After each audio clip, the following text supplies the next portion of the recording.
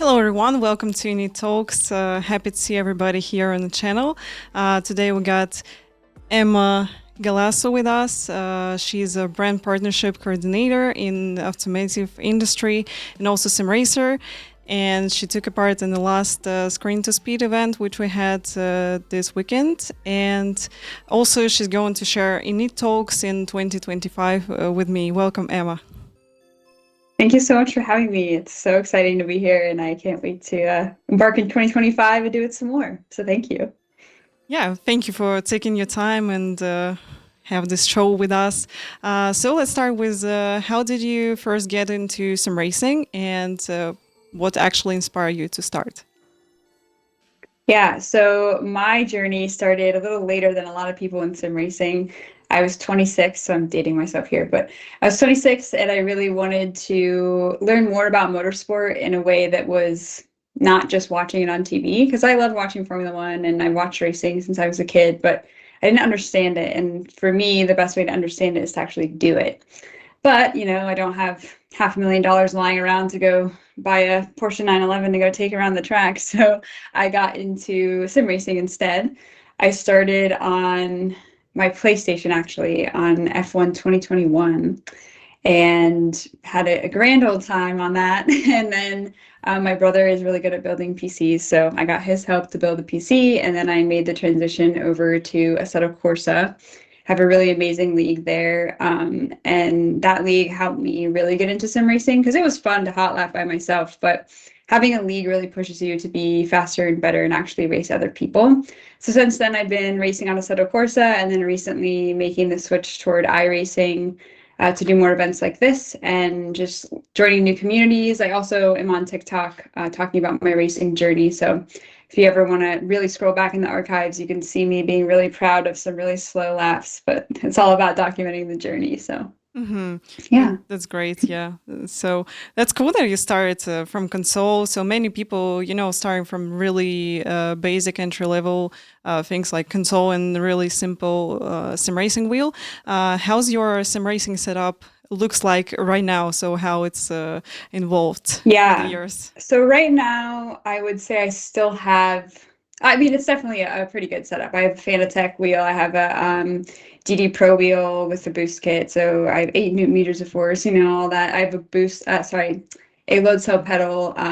But I don't have an actual aluminum rig or anything. I'm still in a play seat challenge with my direct drive wheel. So we were talking before this call, I just lugged my whole rig in the back of my car, 600 miles to come to my parents' Mm-hmm. house, which is where I'm at now. And the play seat is really great because I just literally fold it up, put it in the back of my car and drive it up here. And I have only one monitor. It's not even a big, huge monitor. I used to just play with my TV. That used to be my TV for everything. But for sim racing, the lag time on that was pretty crazy. So switching to a monitor was helpful. My next kind of upgrade will be probably better pedals, a triples monitors, hopefully, and then actually getting an aluminum rig. But I started on a Logitech G29 with Mm. my the probably the worst possible Amazon buy of a wheelbase thing that I could possibly have gotten.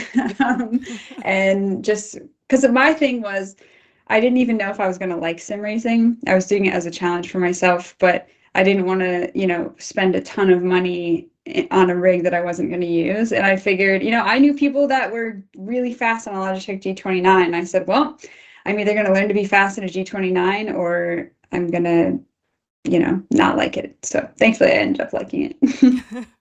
Well, that's good. When you can try something and start just with entry level equipment because you're not spending a lot of money. And at the same time, you give it a try and also think if you would like to continue or not. Really funny thing that I started with G27 back in the days also. Right now with Freshmaster DD T818 and load cell pedals and then got triple screen. So I started with single screen as well.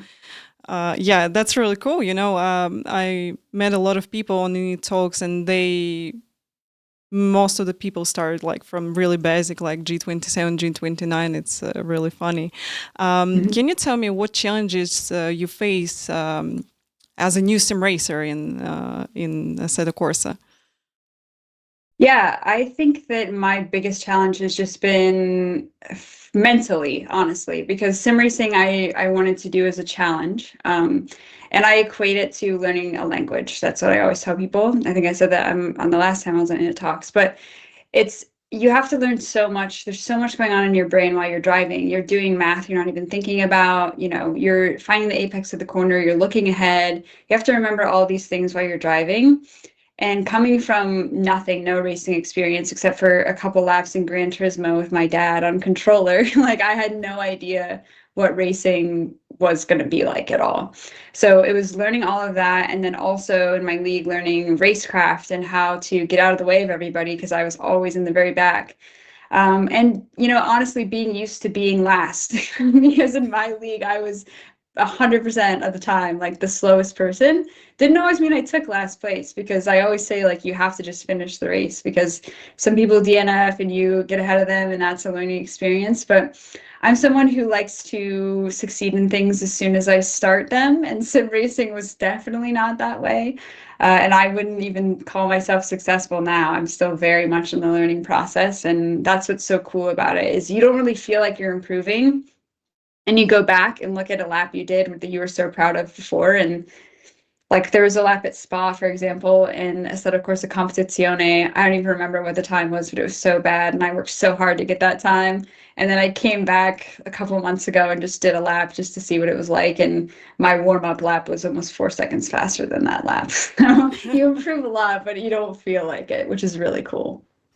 That's nice. Also, how was your routine of the practice through the years? Yeah, because you mentioned that you started, like you finished last most of the races, and that went not as you expected. I think kind of the same thing happened to me when I moved from in real life racing to sim racing. I felt that I'm going to pulling away from everybody, but then you just meet all these people in sim racing, and they're too competitive and they super cool and really consistent on the track. So I had to like step back and learn all things once again. So how was it for you? Like, what is your routine of the practice for this year's? Yeah, so I started out, my goal was to learn as quickly as possible to be as good as I could be as fast as possible. And for me, that was finding a coach. So I have been coached by Isaac Gilson, who is a Ferrari esports driver actually now. At the time he wasn't, but he's been my coach since pretty much day one. I drive with him almost every single Sunday. We have an hour, and I'll think I'm doing really good, and then he'll just come in and be like, you gotta like adjust your braking here or something, which is what I needed because if it was just up to me thinking my laps were really good, I would have thought that I was the best sim racer out there and joined a league and get absolutely stomped. Like, and my league is also extremely fast. The people in my league are pretty top tier drivers, and they're also wonderful people. So I purposely joined a league that was rookie friendly, but was way faster than me. I had Mm-hmm. to work really hard just to be 6 seconds behind the next slowest guy, and that was a good challenge for me. So I practiced at least 30 minutes every day, and I still try to hold to that. I work a full-time job and have events to go to and stuff like that, but I always try to get my practice time in. And now I can practice a lot longer because I've done like endurance races and stuff like that. But seat time is the most important, but also getting seat time with a fresh brain because if you're in there and you're just forcing yourself to drive 5 hours in a row, that doesn't work for me that well. And then I also try to learn outside of actually driving. So you have to learn about setups and learn about all these things, which comes through talking with people, attending real races, or taking courses online and stuff like that. So I've been doing that as well. Yeah, Mm-hmm. and it's been a challenge, but it's a good challenge. It's fun to learn new stuff and see. And honestly, the community is what's so great about sim racing because I can bring a problem to somebody in my league and they can solve it immediately, where it would take me 2 days to figure it out just because you have the experience. And that's what's so cool. I can connect with people all over the world just through this. Yeah, that's really cool stuff. That community really friendly, they helpful, and I can tell about our racing community because most of the time I'm racing and racing, and um, As I told you, the Assetto Corsa seems like also really friendly. And you mentioned that you're doing the league, and I know that you're doing it every Monday. Can you give more details about the league? Because maybe some people going to be interested to jump into this league. Yeah, so my league is called SBR. It's Shake and Bake Racing. They've been around. This is actually their five. I say R like it's my league. It's not my league, but it's the 5 year anniversary of SBR this upcoming season or 2025. And we do races every Monday night, and all different tracks, all different cars. We have a different theme every season. So that's been great for me because I've gotten to drive a ton of different cars, everything from club cars to Indy Lights to GT3s. So you have to learn a lot, and I only had a week to practice for every track, stuff like that. So it's been a great community for me, and all the guys there are really awesome. So huge shout out to them. And actually, I was able to meet a lot of them in real life because we're all based in the US, most of us, sorry, to the Canadians and our Australian friends, but most of us are in the US, so we meet up at real races and just get to talk about motorsport outside of racing. So it's a really great community to be a part of. Yeah, and honestly, I don't even have time for another league really because I even my league right now, I've been kind of falling off the cliff there because I've been so busy with work, but they're just all great guys and I love racing with them. That's great that you got this really friendly and nice league, and also you mentioned that some people were competitive. I think it's really help you to improve day by day, because when you know racing the league where you first you don't have motivation to go forward and to improve your lap times, and it's really cool to find the league where you always got a space for improvements. It's really cool. Can you tell me about highlights in your sim racing career so far? Well, I will say one of my favorite things doesn't actually have to do with racing, but my league has a livery contest every single season. Hmm. And I think I'm an 8 time livery contest winner. So Oh, that's where all my wins come from is the liveries. Because for me, I love drawing. So doing just coming up with new themes every season. And we just had Yu-Gi-Oh! Themed liveries for our IMSA season recently. And that's been a really fun aspect for me in terms of actual racing highlights. It's hard to say just because for me there hasn't been like a bunch of wins because like I said my league is super fast, so if I ever were to beat them it would probably just be the highlight of my career. But I did the Ferrari Esports Series this past year and I totally did not think I was going to qualify period to the next round, but I made it through to the next round hot laps. um, I didn't know that I made it until like a week before the race, so I didn't have a lot of time to prep. So that would be my excuse. But I still made it to P7. I think P7 in both of the qualifying races for that. So that was a big moment for me. But honestly, esports has really gotten me a lot of contacts in motorsports in real life. I've been able to meet a bunch of amazing people. I went to the Ferrari Challenge race at Road Atlanta a couple years ago, and I was able to talk shop with people, and it really has been helpful in just building my professional career as well, just through this racing and being around people who are talking about it and, having my own quote unquote experience behind the wheel, which does translate because I was lucky enough to track a few cars a couple weeks ago and I just got to floor it in a Porsche 911 around track. And it was easier to do that when you have some racing experience. So it does translate. that's awesome. Can you tell me what cars did you drive and what track? Yeah, so we were at Apex Motor Club in Arizona. So it's a private club. And I got to drive the Taycan Turbo GT, the Porsche 911 Carrera, the 911 GTS, and the 911 Turbo S. Um, and we just got to do we were all on the line driving our own cars with an instructor out front. So I think you just heard my doorbell. But there was so we were just lead and follow with an instructor, and they were driving a 718 in front of us, so a little bit slower. But they were explaining the track to us through one-way radios in the car.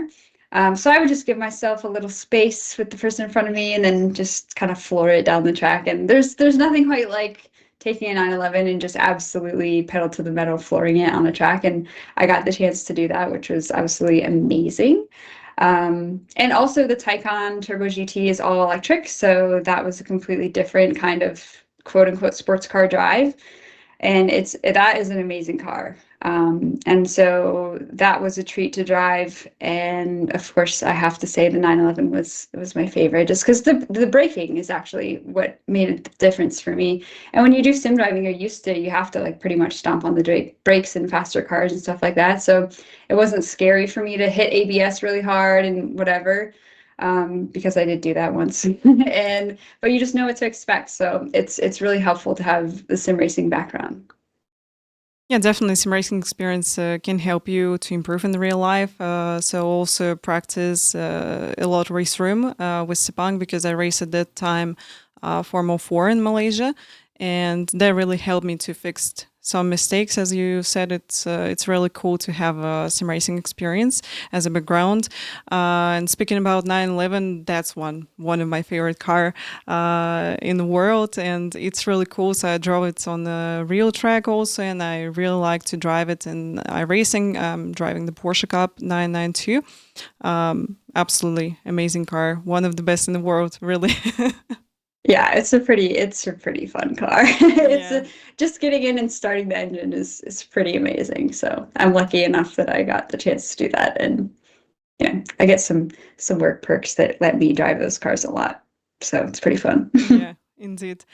You also mentioned that you work in right now in automotive industry, yes, and you like really close to sim racing, and sim racing actually help you to reach some people in real life as well. Can you tell me more about your professional journey outside of the sim racing? Yeah, so my professional journey is pretty interesting. I went to business school for college because I really wanted to get into the film industry. And people said, well, don't go to college for film, go to college for business because film is a business. And that's probably the best advice that I got. So I did that. And then I immediately joined the film industry. So I worked for Marvel, Disney, Netflix, all those, working on a bunch of movies. And then ultimately went to work in stunts. So I handled the entire stunt team for several films and TV shows. And then there was some big strikes the past 2 years ago, I think it was now. And the film industry has kind of collapsed, to be quite honest. So I decided that I wanted to pivot and see if I could try my hand at getting into motorsports and automotive because I have such a passion for it and I wanted to learn more. And there's nothing that makes you learn more than having to do it as your job. So I was lucky enough to, I mean, honestly, in film and in automotive, I had no contacts really. I just kind of cold called and cold contacted my way. I literally went to races, like the Ferrari Challenge, for example. I went to the race and I was standing there. They had a Pura Sangue there just on display. It was one of the first ones to come to America. And I was like, oh my gosh, this has the V12. Can I see it? And the guy was like, what are you talking about? Like, how do you know about the V12? And then we started talking and he brought me over to all the other cars that they had. And then I got to meet the president of Ferrari North America, who was just happened to be walking by and just saying hi to people and talking. And then I actually went to, for example, the Porsche Experience Center in Atlanta, Georgia had a esports competition kind of thing a couple years ago where you could just show up there, set a lap, and see if you were the top qualifier, you could go to the next run sport. And so I went to try my hand at it. I wasn't very good at sim racing at the time, but I met one of the guys from my league there who I'd never met in person. Found out he's like a real life driving coach, and he's an amazing sim racer as well. And got to talk to him, got to talk to a bunch of people at Porsche, and then just finding things to go to where car people are at that are actually involved in motorsport. Cars and coffee is really fun. We have those too. I go to those sometimes, but going to events where it's more people are there to work at races. So like going to IMSA races, for example, if you have the opportunity and you're in the US to go to an IMSA race, you get complete pit lane access, everything just as a regular attendee. So it's not like Formula One where you're really limited. I've met so many people just walking through there, saying hi, putting something out about the cars, just being nice, always be nice to people and don't ask for things. Just talking with people. And it really helped me get a leg up into the industry. And also, honestly, sim racing, just meeting people and talking to people through sim racing has gotten me a lot of connections, including this one through in the esports. It was just I actually found Steffi through LinkedIn through somebody else that I was connected with, and I saw this post about I think it was the Fall Cup. I was like, well, that's pretty cool. And then ended up finding it at esports through that. So just being open to connecting with everyone and talking with everyone can really help. And I would say that for any industry, but I've been lucky enough. I've been lucky enough that it's worked for me twice in two different industries. So there's got to be something there. That's really nice that you're going with the flow of the life, yeah, and just connect Yeah. people casually during visiting the events and everything. So I think that viewers can definitely use this in their lives. For me, I also found a lot of people as I'm streaming on Twitch. I'm streaming iRacing, and really just a lot of people come here and met Tony Kanan. I met a lot of other racing drivers like Daniel Murat, and yeah, that's pretty awesome that we got this opportunity, and really some racing open a lot of doors for yourself, and it's nice. Can you tell me Yeah, that definitely. about? Do you have any like specific tracks and cars like your best combo and the combo which you like Hmm. and dislike also? I have to say that I don't, partially because my league, we race so many different tracks. I'm always trying to learn a new track, which I Mm. enjoy because I don't really want to get, kind of stuck. I mean, I gotta think. I don't know if I have a favorite. I really, there's so many things I like about different tracks and so many, for me, I think about the memories on different tracks like Watkins, for example. I think I talked about this in my last Init Talk, but we had some amazing GT4 races at Watkins in my league. And so Watkins is fun to me because of that. We also have like a running meme in my league about Watkins because all of us love it so much. Tracks I hate. Oh, I don't know.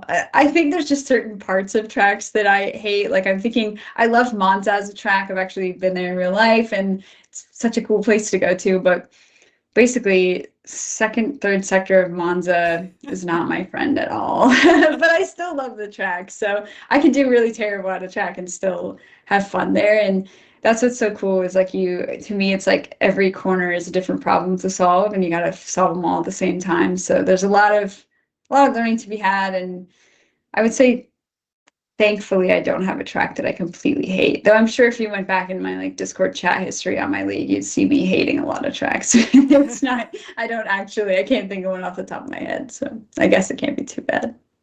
Yeah, all the time I notice that the most hated track which you got in your list, that's actually the track which you just can nail and you can race it properly, and you just dislike it. Like, I hate this track; it's so horrible, or something like this. That happened with Yeah. Sebring for me. That's really funny. So when I started to Yeah. learn it, I was like, wow, it's so complicated track to learn. I really dislike the flow of the track and everything. But when I learned it and I started to hit a really good pace on this track, I started to like, yes, I like Sebring. Okay, that was Yeah. that was really I funny. do have to say Paul Ricard is not a track that I enjoy. I Mm. forgot about that one. But I did that one in ACC and I hated it. And I don't even think I got very good at it because I just think it was like one of the tracks I had to do and beat a certain time to get into LFM or something. And then it changed, the track changed before I qualified for it. So I was like, thank you, I can do something else now. Yeah, like But many people call the poly cards as a big parking lot or something like this. yeah, Yeah. definitely. Yeah. And Sebring, we just did Sebring. I was actually at the Sebring race this year. I was at Sebring in the DPI for my league, and it's awfully bumpy. I didn't do particularly well at Sebring, but it was, whatever. I still like it. Well, Sebring is challenging track because it's actually flat, but some bumps make your life really hard. Yes, definitely. Yeah, you mentioned that you've been in Monza. I guess that there was some kind of racing event, and I would like to know: can you compare the motorsport in Europe and in United States, and what's different between them? And what do you like the most, like in United States with in racing, and what do you like the most in European motorsport? Yeah, so I was actually at Monza. There wasn't a race going on. I just have friends that live right by it. So I was like, well, I think we should go visit. So I was able to go visit when nobody was there, which was cool because they have the old banking and stuff like that. I would say, even though I haven't been to a motorsport event in Europe yet, I have a bunch of friends who have been to mini races in Europe. including American friends who went. And I guess I got to experience it a lot through one of my friends went to the Austrian GP in 2021. So this was like way back in kind of one of the first races back from COVID. And it's just, first of all, in Europe, racing is so much more common, I guess. Like everyone, like I was just in Italy 2 years ago and they had Mika Häkkinen on a cardboard cutout in front of a tire place. In America, nobody would know who that was. You could put Michael Schumacher outside of a gas station in America, and probably no one would know who Michael Schumacher is. And it's just something that, you know, we have our NASCAR drivers and stuff like that that you might know their name. I'm sure a lot more people would know a NASCAR driver than like Formula One.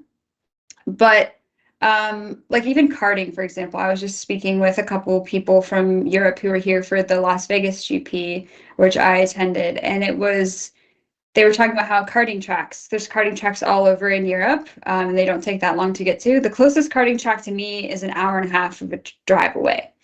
And there's just not really a place to access it. So when we go to races for Formula One, for example, it's way more expensive in the US. And a lot of people, they're going because it's Formula One, not necessarily for the racing. I would say since Drive to Survive is a lot more crowded, but there's just kind of a different ambiance because in Europe, you can still go to a race for not that expensive, but in the US, everyone who's there is paying probably $500 at least just to get like a general admission ticket there.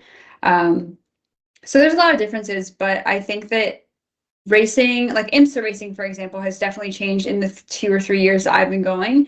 It's become way more popular and way more fun, honestly, but also a lot more crowded. It used to just be the diehard fans that were there. My first year at the Daytona 24, we were on the grid, walking around, whatever. My friends who'd been there before said this is the most packed it's ever been, and I was like, whatever. The next year, it was 25% more crowded than it was when I was there. So it's becoming more popular and it's becoming more of a thing. But yeah, I would just say that in Europe, it's more accessible and it's more like more people have been around it for a while. Whereas in the US, that's not necessarily the case unless you're at NASCAR and maybe IndyCar.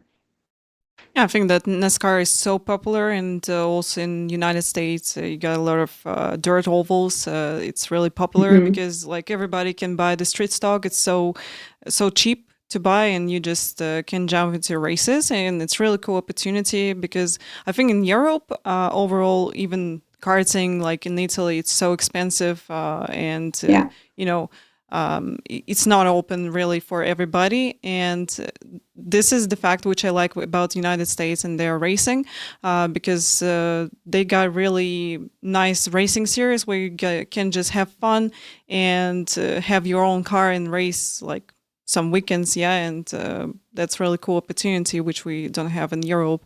If we're talking about formulas, so I've been into formulas in real life, and it's really expensive. Like the whole season in Spain, Formula 3 costs like 300,000 euros plus, something like this. So that was a price for 2015 when I raced in Formula Masters.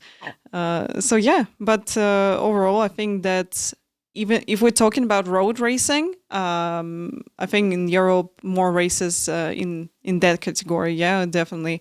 If we're talking about ovals are great in the United States. Yeah, I would agree. To be fair, I'm not very involved in the ovals of the US, even though I'm kind of surrounded by NASCAR. But yeah, it's kind of amazing to I came into it backwards, kind of. I was into road racing and Formula One, and then kind of became aware. I've always been aware of NASCAR, but I came into the NASCAR fandom, I would say. And since then, it's pretty funny actually to see the differences between NASCAR fans and Formula One fans, and just honestly, how NASCAR as an organization handles things versus like the FIA, for example, like with Formula One. So there's a lot of differences there, and that's part is interesting to me. It's like how the operations can be different, even though to most people racing is racing. They don't even think about there being a difference between oval and road racing. So seeing all the nuances makes it interesting and cool. Yeah, that's always great that we got, different series, different categories which we enjoy. I would love to go to United States one day and visit NASCAR because I'm just in love with ovals after I jump into our racing. And if you're jumping into our racing, you got all this like 4 licenses. It's a bit more right now, and you just want to get out of rookies in every category, and you're trying to do this, and you're like, wow. I like ovals, and maybe I would like to drive them from time to time, and get into the street stocks, then start to drive ovals, and we get into eNASCAR and broadcasting their races also together with them, and it's really fun. I just get into the championship, and I know all drivers, and you like, I know, getting nervous because they're fighting on the track. It's really cool. I would love to try ovals one day. But if you enjoy the other category, I think it's really cool that you got the opportunity to watch like IMSA and other series as well. Yeah, absolutely. And I think that America is becoming more accessible for all of it, which is really cool. I would say not so much with Formula One. Formula One gets more expensive every year, but and technically so does IMSA. But IMSA is probably, if you really like road racing, IMSA is the way to start out, where you can be up close and personal with the car. You can see the drivers running around. You can say hi to them, and it's not like, there's not like 50 million people all around them. But I haven't been to a NASCAR race yet, actually. I've been to Daytona just for the Rolex 24, but I cannot imagine Daytona full of people for the Daytona 500, which is always sold out. So it must be amazing. I think Daytona 500 alongside with Le Mans 24, that's event which you have to visit, and Daytona 24 as well. It's a great event, which what you got in the United States. Would you like to transfer your sim racing experience ever in real life racing? So do you see that you got opportunity maybe in the future to jump into some races in real life? For me personally, well, if I'm looking at my own future right now, I don't think that's something that's going to happen. Never say never, but it's not something I'm actively pursuing at the moment. Mostly because I still feel like I have so much I can learn from sim racing, and with the way my work is right now and all the different things I'm doing, it's so nice to be able to literally, I could shut my laptop right now, go upstairs, get on my rig, and be driving in 2 minutes. Versus, I would have to, again, drive an hour and a half to the nearest track to me, get the car there, do all this stuff. I know a lot of stunt guys that I used to work with, and still work with now, actually, they do a lot of drifting. And there's a drift track right across the street from Road Atlanta. Those guys have to drive an hour to 2 hours to get to that track, unload their car, get it all ready to go. Then you got to replace the tires after so many laps and stuff like that. And it's very time consuming. Like, it's so rewarding. Like, driving around a 911 on a track was amazing, and I absolutely loved it. But at the same time, for me, with what my career is looking like and all the different things I'm pursuing, trying to be better in sim racing is the goal right now. I would never say no to driving a real race car, but my goal here is just to be the best sim racer I can be, not necessarily getting into like a real life series. Though I wouldn't be opposed to it. It's not my goal. All right. Yeah, sounds good. Because many people also ask me. So I stopped the racing career because of the financial questions, of course. So my team just completely shut down the program, which we've been running for 2 years, and unfortunately, we lost all budget and everything. And then during COVID, I started to stream. I started to get into some racing and racing, specifically. And I realized that I really like, I at the same side with you in this, really like streaming. I really like to make the content and actually get more people into sim racing, inspire them with my own journey. And that's my goal also right now. So just be focused on the content creation, be focused on sim racing as well, because I would like to encourage people to jump into sim racing to improve their skills, to just have fun right here and find maybe friends and community and find a good team where they can do endurance races, for example. So yeah, I kind of agree with you. So that you not really want to jump right now because you just got different goals, and it's okay, I think, from my side. because for now I also got different goals. But yeah, in the future, if someone going to tell me like, would you like to drive, I don't know, 911 Cup on the road Atlanta, I would say yes, yes, for sure. Let's Yeah. go. Yeah. Right now, I'd be questioning if someone asked me that question, I'd be like, are you really sure you want me in that car? Yeah. but, but hopefully in a little while it won't be that way. And it is cool. Like when you, like we were talking about, you have triples, I have still have a single monitor. There's so many things that when you're in a real car, like just, I don't use VR. VR makes me a little sick. I've tried it before. But being in a real 911, being able to actually turn my head and look at the apex of the corner was, oh, this is really cool. And then during the race, like what I love about Assetto Corsa and ACC is that you have like the built-in kind of radar to see where cars are versus iRacing, you literally just have to either listen to your crew chief or you have to just know where cars are. And so I kind of like right now I drive iRacing with no like third party overlays or anything. I have them downloaded, but I just can't for the life of me remember to put them on.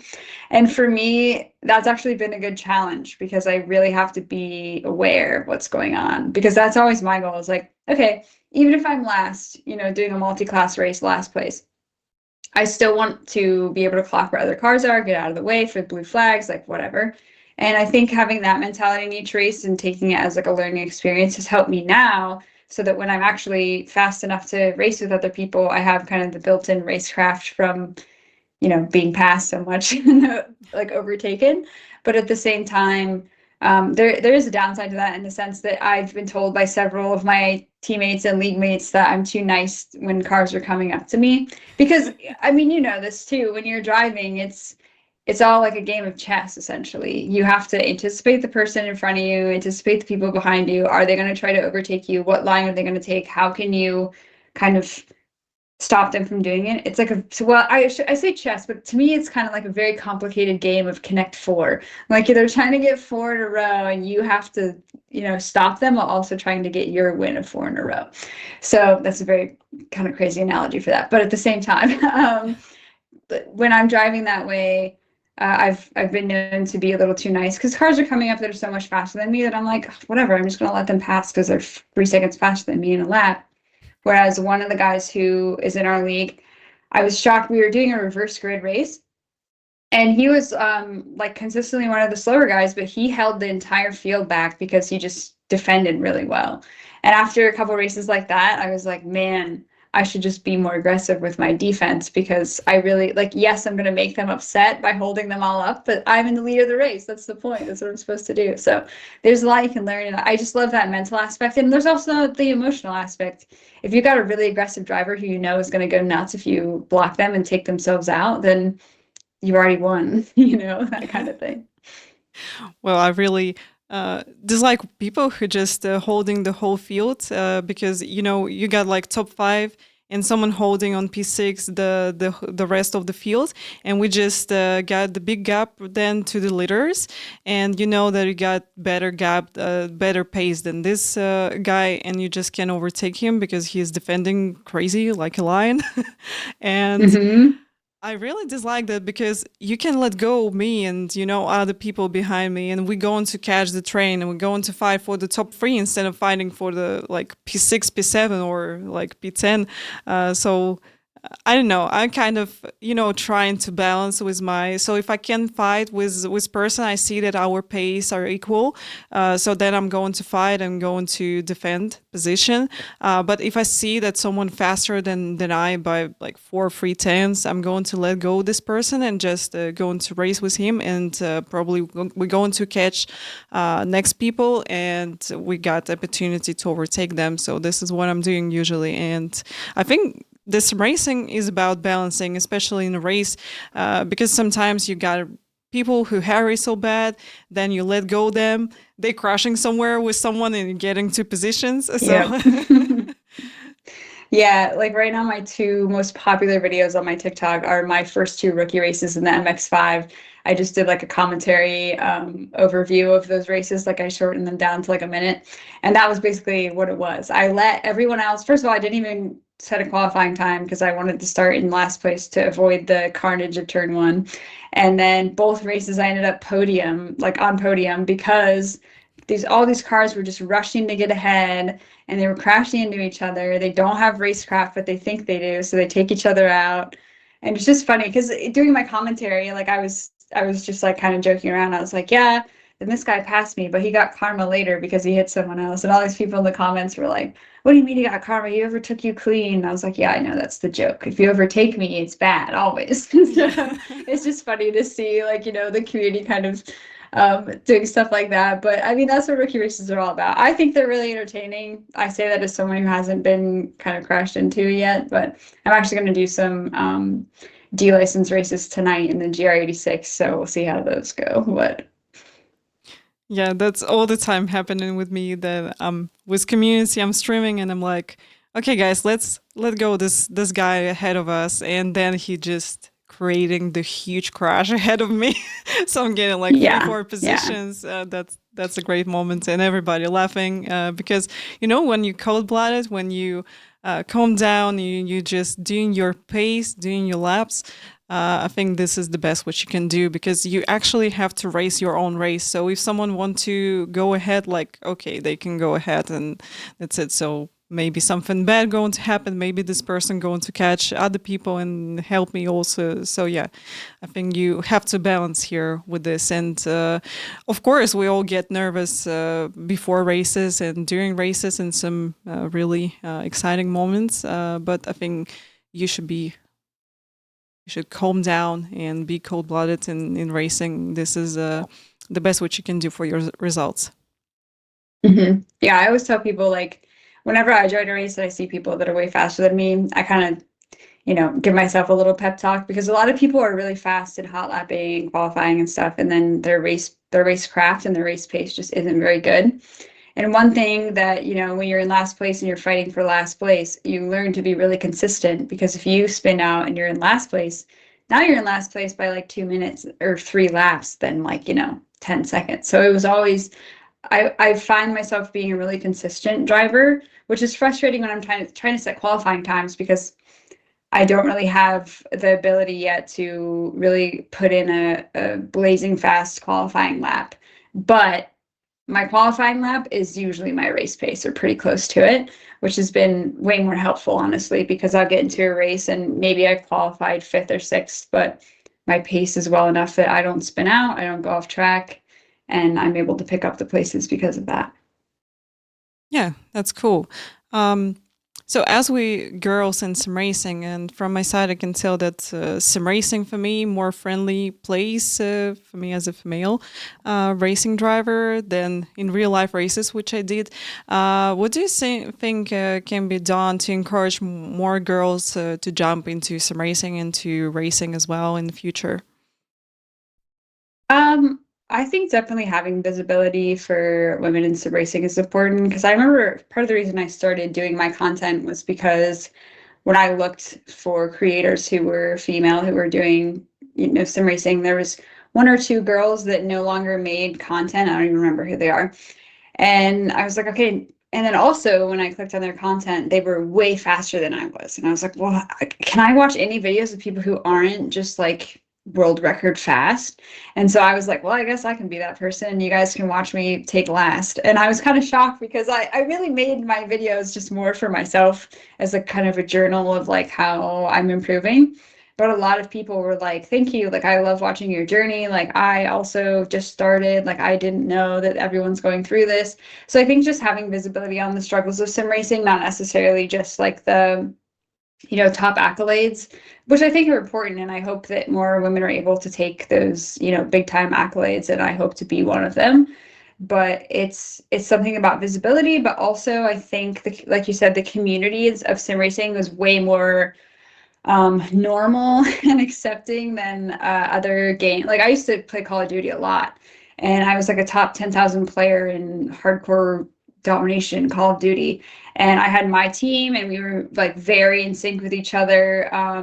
But everyone else, when I played, it was like just constant abuse or whatever. And I've never had anything like that in sim racing. No one has ever.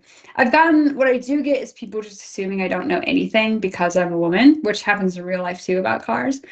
But that's really it. I've never had anyone claim that I was, not a good driver or something because I'm a woman, which surprised me because I kind of thought that people would just love to, kind of come after women. But I think that's why when you're starting out in sim racing, it'd be really nice to have kind of a blueprint from other experienced sim racers of like, hey, don't if you're doing iRacing and you just jump into iRacing with your voice chat on and your chat on all this stuff and people are just like yelling at you and telling you don't know how to overtake, like you're not going to like sim racing. You're going to hate it because you're like, what the heck? I don't know what I'm doing.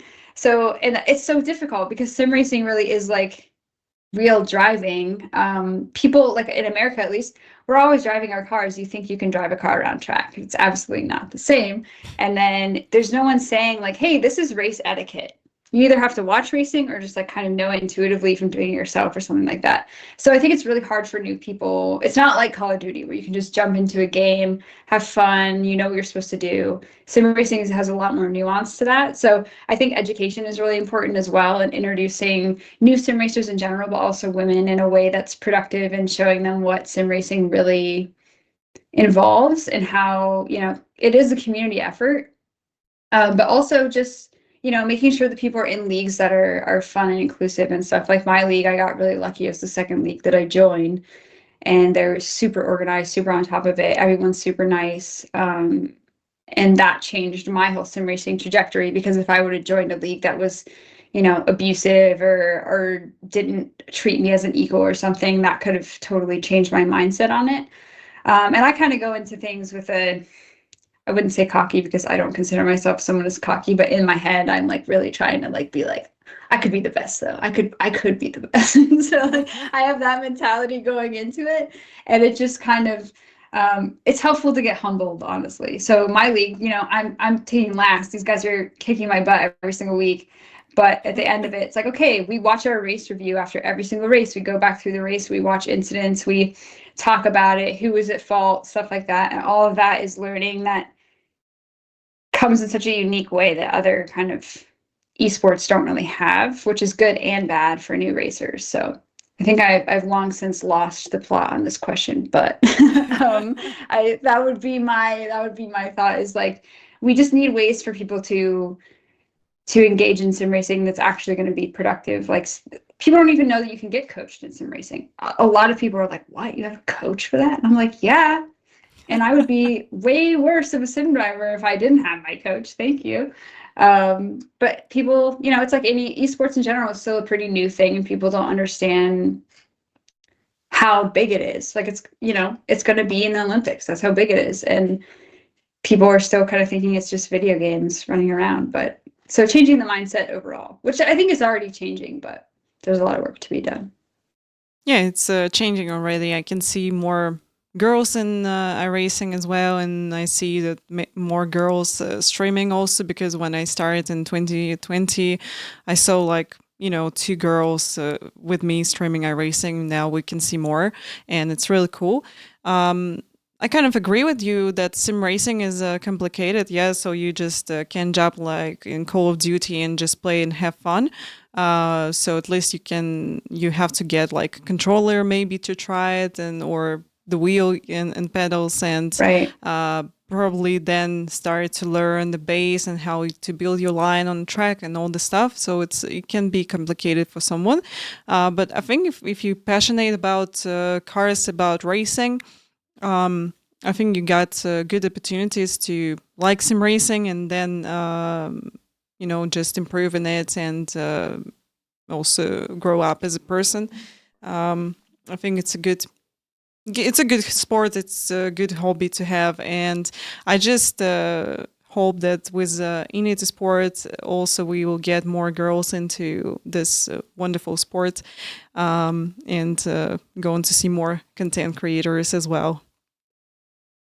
Yeah, I agree. I think, I mean, I'm super thankful to have found this community just because, you know, I like to have something to work toward when I'm driving, whether it's an official race or usually it's just been my league races every week. But having like the Holiday Invitational, for example, that was what involved a ton of practice on my part. And it was good to be able to have the chance to really, okay, this is a race that's going to be streamed. Like there's going to be people, I got to prove myself. And then, I shot myself in the foot for that race, but at the same time, I still worked really hard, and it was still really good improvement because we actually raced Okayama in the GR86 in the Fall Cup.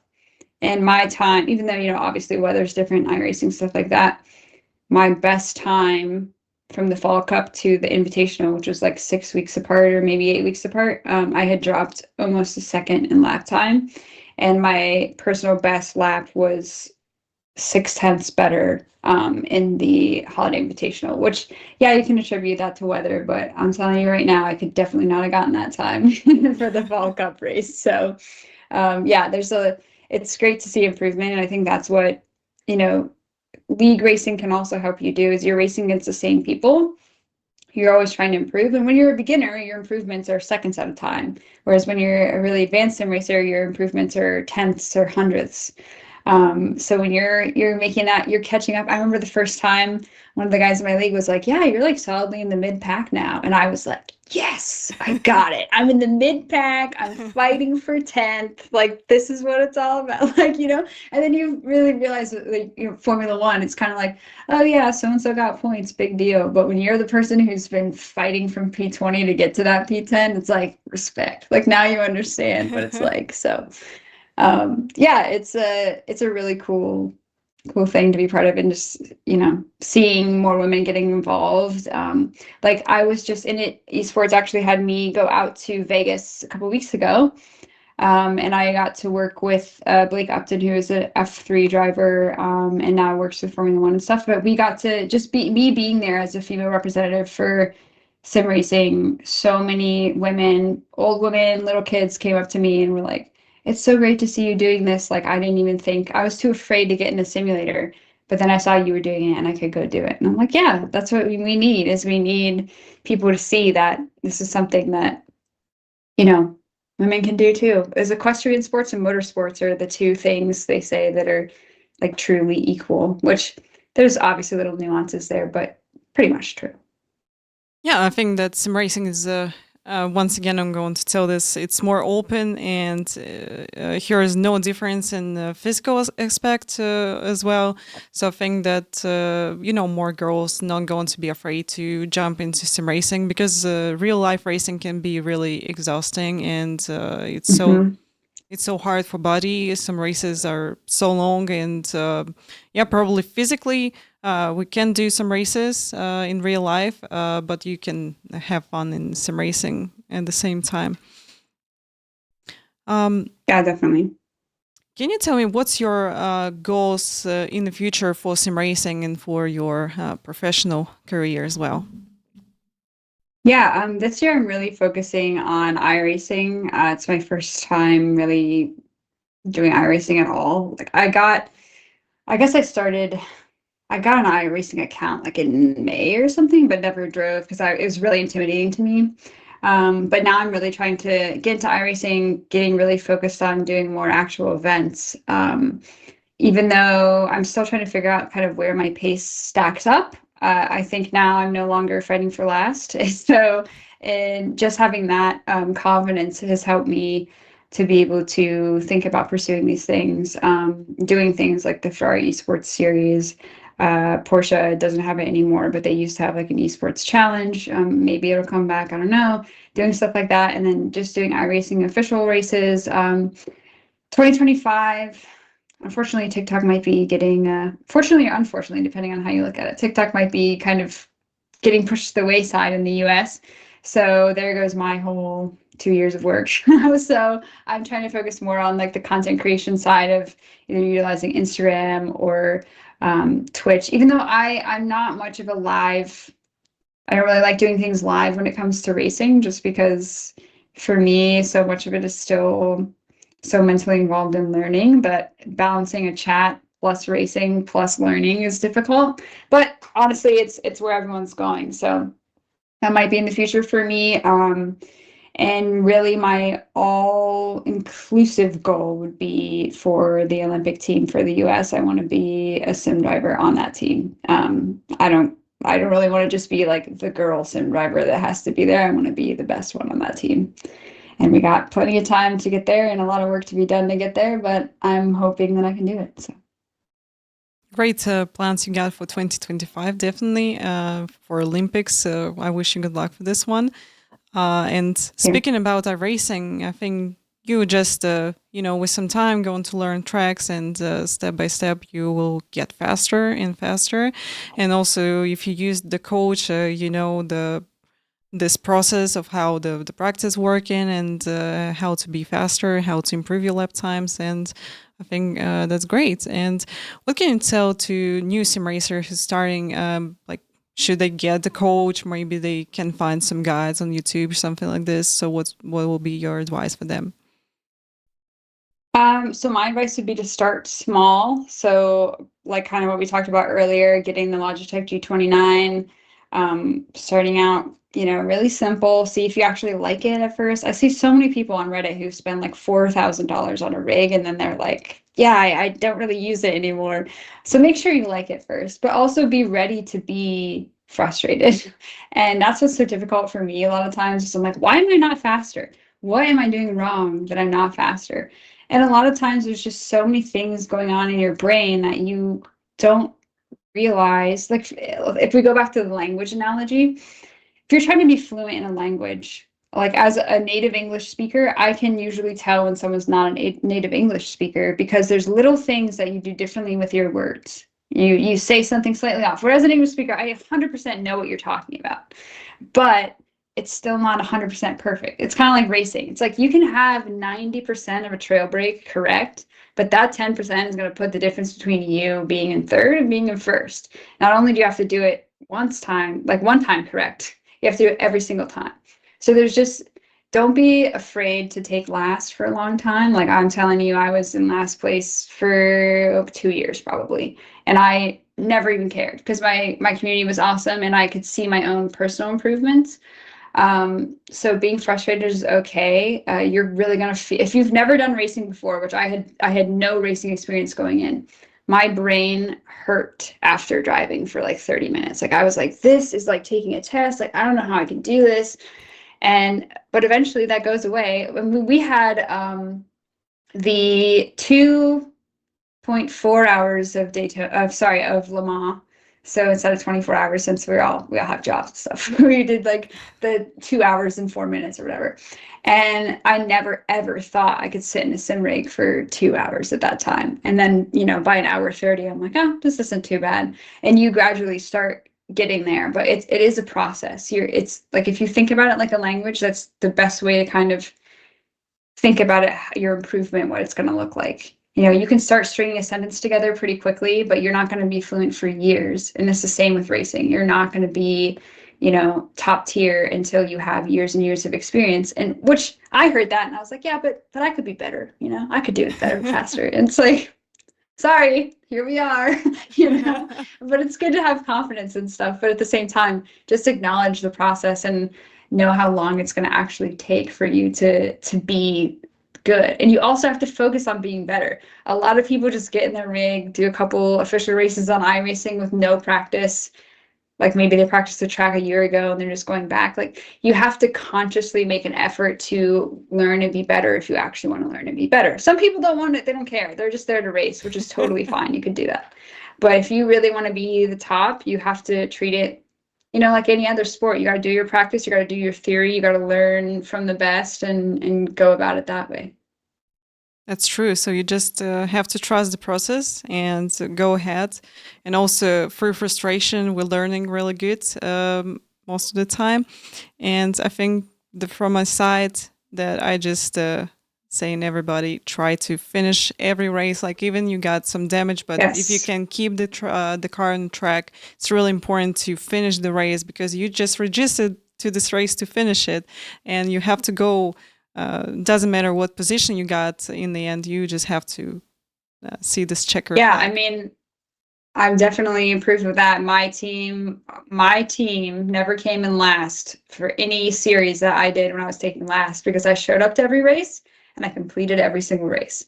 Just showing up and doing it and completing your 20 laps will put you ahead of a lot of people who think that they're getting better at sim racing, but then don't show up or don't finish the race.